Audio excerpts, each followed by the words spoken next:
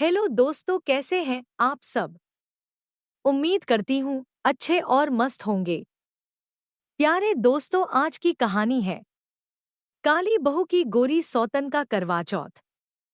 एक छोटे से गांव में एक संपन्न और प्रतिष्ठित परिवार रहता था। इस परिवार के मुखिया पंडित रामलाल और उनकी धर्मपत्नी शारदा देवी थे।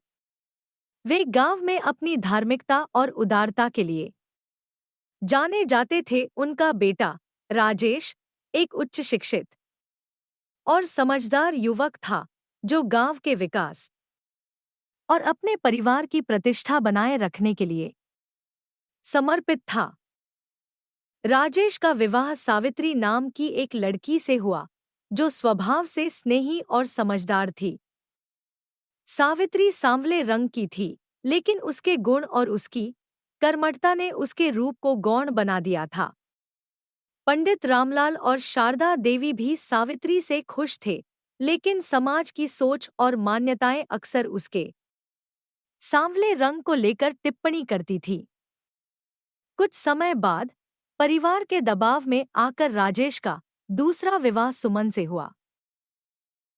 सुमन गोरी और अत्यंत सुंदर थी, जिससे गांव की औरतें उसकी सुंदरता की हमेशा प्रशंसा करती थी। सावित्री ने अपने मन में इस विवाह को स्वीकार कर लिया, क्योंकि वह जानती थी कि समाज में सुंदरता का अपना स्थान होता है और वह इस संघर्ष में खुद को साबित करने की कोशिश में लगी रही। सावित्री का सुमन के घर में आने के बाद सावित्री की स्थिति थोड़ी बदल गई। जहां पहले सावित्री को घर के सभी कार्यों की जिम्मेदारी दी जाती थी, अब सुमन की सुंदरता ने सभी का ध्यान अपनी ओर खींच लिया था। गांव की औरतें और परिवार के लोग सुमन की प्रशंसा करते थे, जबकि सावित्री की मेहनत और समर्पण धीरे धीरे नजरअंदाज होने लगा। सुमन को घर के कामों में ज्यादा दिलचस्पी नहीं थी, लेकिन वह सावित्री की हर बात का सम्मान करती थी। परंतु उसकी सुंदरता और समाज की प्रशंसा ने कहीं न कहीं सावित्री के मन में एक अलग ही तरह का दबाव बना दिया था। सावित्री ने महसूस किया कि उसकी जगह अब परिवार और समाज में कमतर होती जा रही है। उसने मन ही मन ठान लिया कि वह किसी भी परिस्थिति में अपने रिश्ते और कर्तव्यों को नहीं छोड़ेगी। गांव में करवा चौथ का त्योहार बहुत धूमधाम से मनाया जाता था। सुहागिनें अपने पति की लंबी आयु के लिए व्रत रखतीं, श्रृंगार करतीं और रात को चंद्रमा देखकर व्रत खोलतीं। यह त्योहार न केवल पति पत्नी के प्रेम का प्रतीक था, बल्कि समाज में एक नारी के समर्पण और उसकी भूमिका को भी दर्शाता था। सावित्री ने हर साल की तरह इस बार भी करवा चौथ की तैयारी शुरू कर दी। उसने अपनी पुरानी साड़ी और आभूषणों को अच्छे से संभाला और पूजा की थाली को सजा दिया। सावित्री के लिए करवा चौथ सिर्फ एक रस्म नहीं थी, बल्कि यह उसके पति और परिवार के प्रति उसके समर्पण का प्रतीक था। दूसरी ओर सुमन के लिए यह उसका पहला करवा चौथ था। वह इसे बड़े धूमधाम से मनाना चाहती थी। उसने नई साड़ी, आभूषण और 16 श्रृंगार का सामान खरीदा। गांव की औरतें उसकी तैयारी देखकर दंग रह गईं और उसकी सुंदरता की तारीफ करने लगी।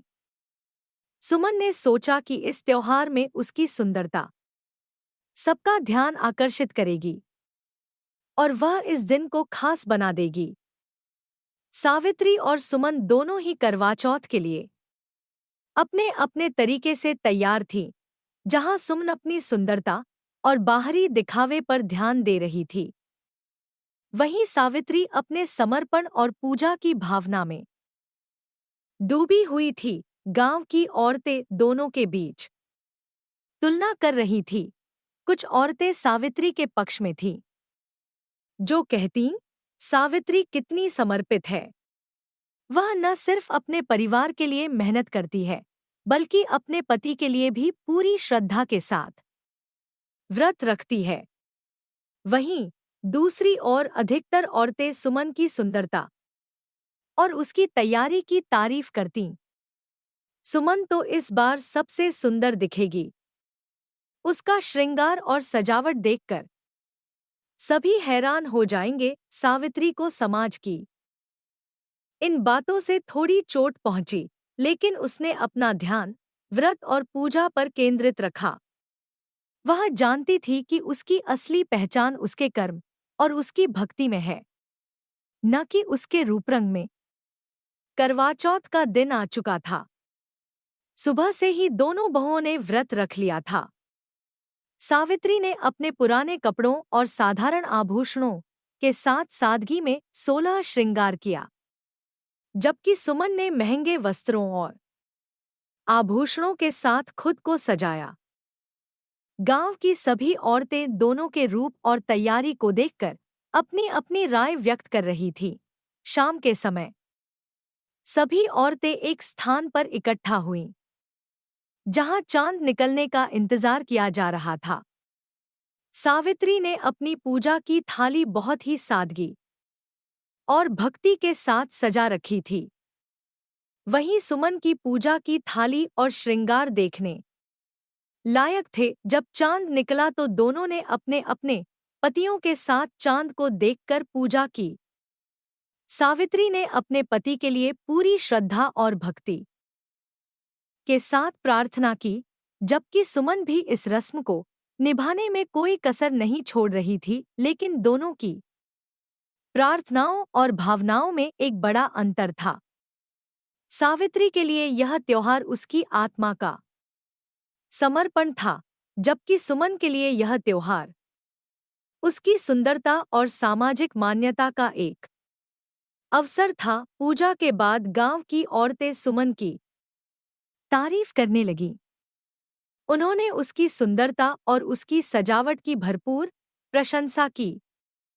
सुमन तो इस बार सबसे सुंदर लगी।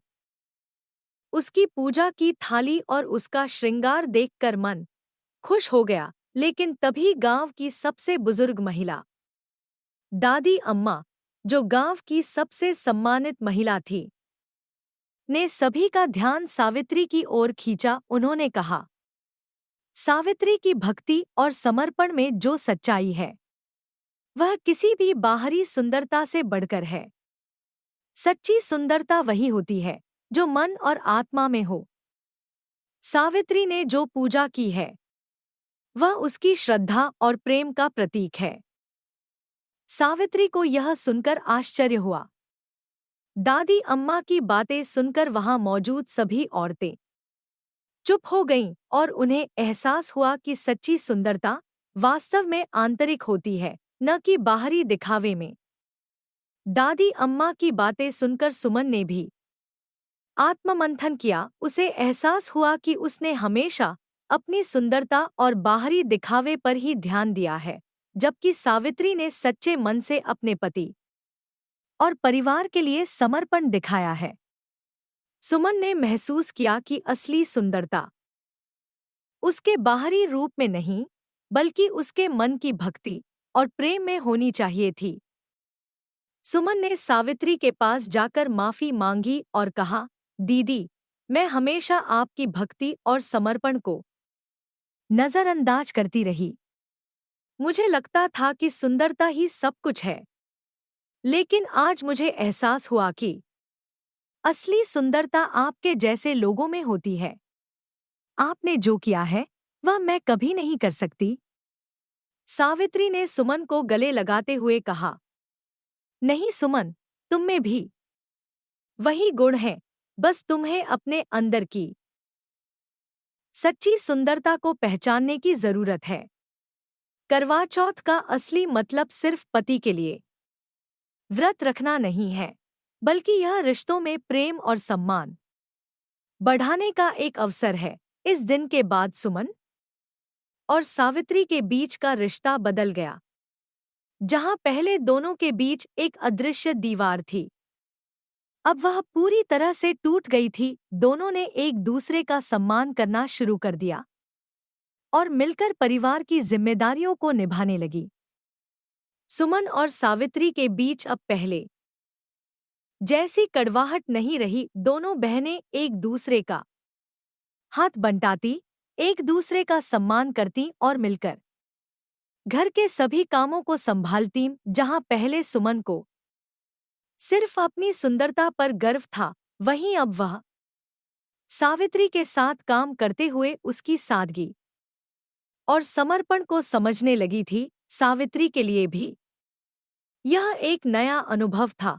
उसे पहली बार अपने समर्पण और प्रेम की सच्ची पहचान मिली थी कि औरतें जो पहले सावित्री को उसके रंग के आधार पर ताने मारती थीं, अब उसकी सराहना करने लगी।